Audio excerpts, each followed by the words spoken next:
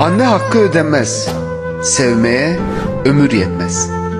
Tüm dünya bir olsa da bir tane annem etmez.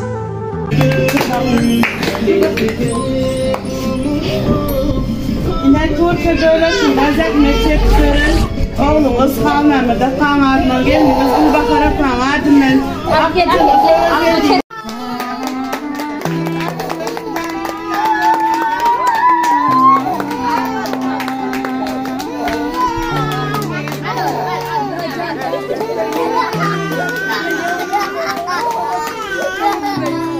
Allah can çağırdıklarını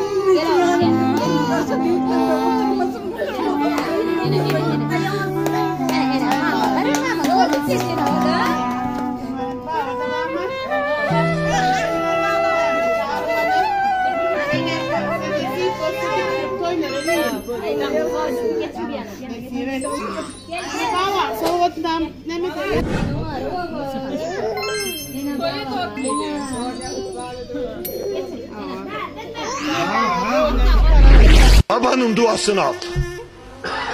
Babanın duası peygamberin ümmetine duası gibidir. Çünkü baba yorulmuştur. Baba dertlidir.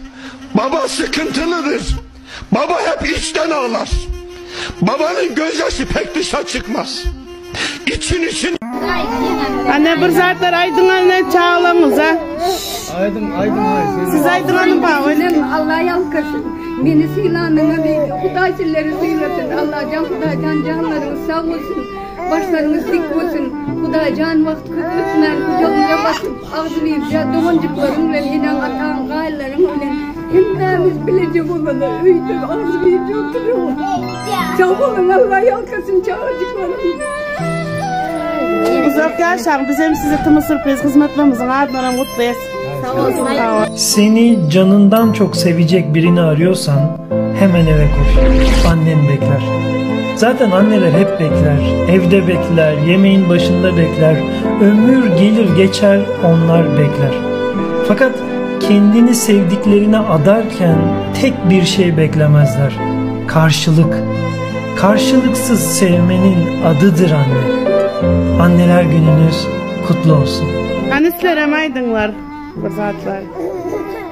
Hakkı yenge, aman işlemler nasip olsa yurdumuza dolanıp öpsen hem aramızda şinyalık gülşeyip ona günlerde oturmak müyesser etsin.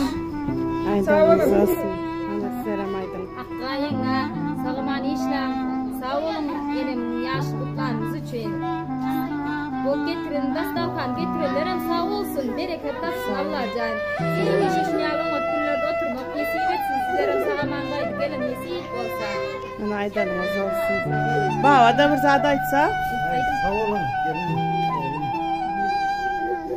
Sağ olun. Doğru kapmasın.